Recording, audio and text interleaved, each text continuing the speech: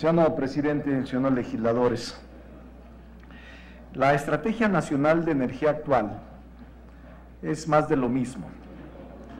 Esencialmente consiste en que al abrir, concesionar, privatizar y demás eufemismos que usan para transferir rentas públicas al sector privado, se van a lograr múltiples beneficios para la sociedad.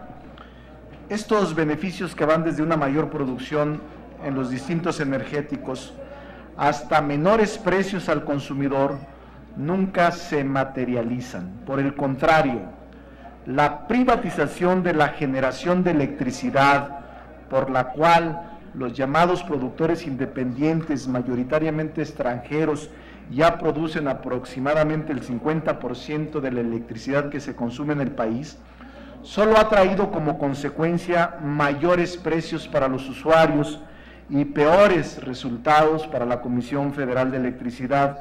Esto último, debido a que los contratos celebrados con estos productores independientes forzan a la Comisión Federal a comprarle la electricidad con preferencia sobre su capacidad de generación propia. La Comisión Federal de Electricidad carga con todos los costos fijos de sus plantas de generación, que usa muy por debajo de su capacidad, aparte de los costos de transmisión, administrativos, etcétera, mientras que los productores privados generan a plena capacidad con precios muy favorables y excelentes resultados financieros. Esta es una de las principales razones por la que los precios son tan altos en relación a otros países como los que se mencionan en la tarifa industrial con respecto a Estados Unidos. La otra razón importante por la que los precios de la energía son tan altos es la incapacidad de Hacienda, de la Secretaría de Hacienda, para recaudar, especialmente de las grandes empresas y personas de altos ingresos. No es coincidencia que sea precisamente la Secretaría de Hacienda la que fije las tarifas, las cuales fija con criterios recaudatorios sin atender las necesidades de competitividad de la industria, ni mucho menos atendiendo el poder adquisitivo de los salarios en México. La Secretaría de Hacienda hace recaer el costo de su contubernio con los que deberían ser los más grandes contribuyentes en los usuarios de energía. Para muestra reciente, recordemos tan simplemente la enorme cantidad de recursos que ha sido perdonada a grandes empresas y a grandes consorcios.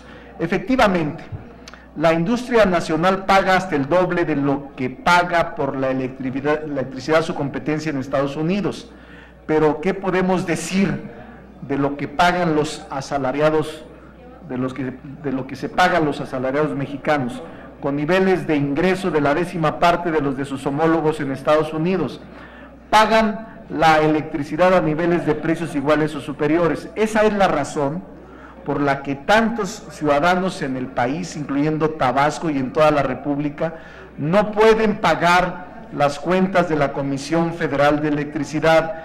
Es un problema de los precios, pero también de los salarios miserables, producto de 3 décadas de políticas neoliberales fallidas de los gobiernos del PRI y del PAN. Por cierto, lo mismo aplica para la gasolina, que los mexicanos con salarios que son una fracción de los salarios de Estados Unidos ya pagamos a precios superiores a los vigentes en el vecino país. Ahora ya no hay subsidio a la gasolina, hay subsidio a los grandes consumidores y a las grandes transnacionales y oligarquía de este país. Todo lo anterior, señores legisladores, contrasta notablemente con la campaña, con el compromiso de campaña, con la promesa de campaña del Ejecutivo Federal.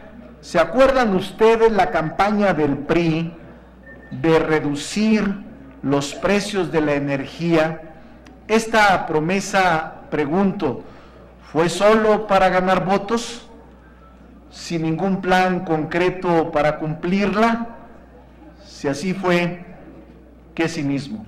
Y los mexicanos que votaron por el PRI merecen que se les trate así. Nosotros no votamos por el PRI, a nosotros no nos culpen.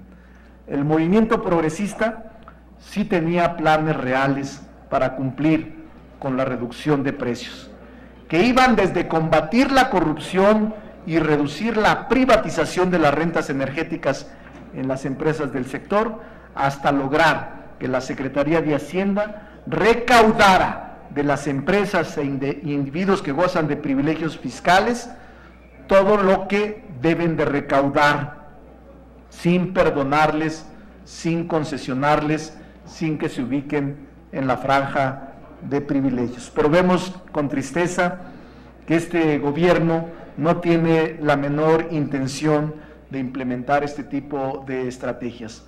A la oligarquía económica no hay que molestarlos ni con el citatorio de Hacienda, menos con el cobro de los impuestos que deben de pagar.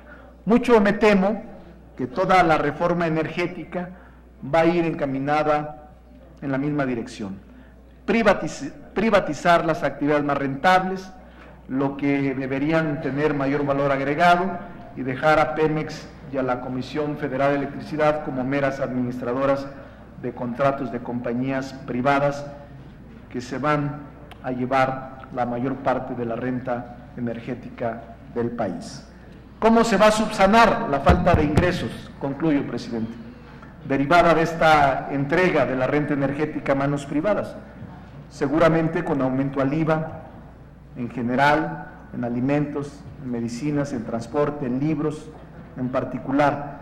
No puede ser que a pesar del estancamiento económico, del desempleo, de la violencia, de la inseguridad en que está hundido el país, se pueda pensar seriamente en seguirle cargando la mano al pueblo. Es irresponsable, es criminal. Nosotros nos seguiremos oponiendo a esta estrategia energética y económica en general.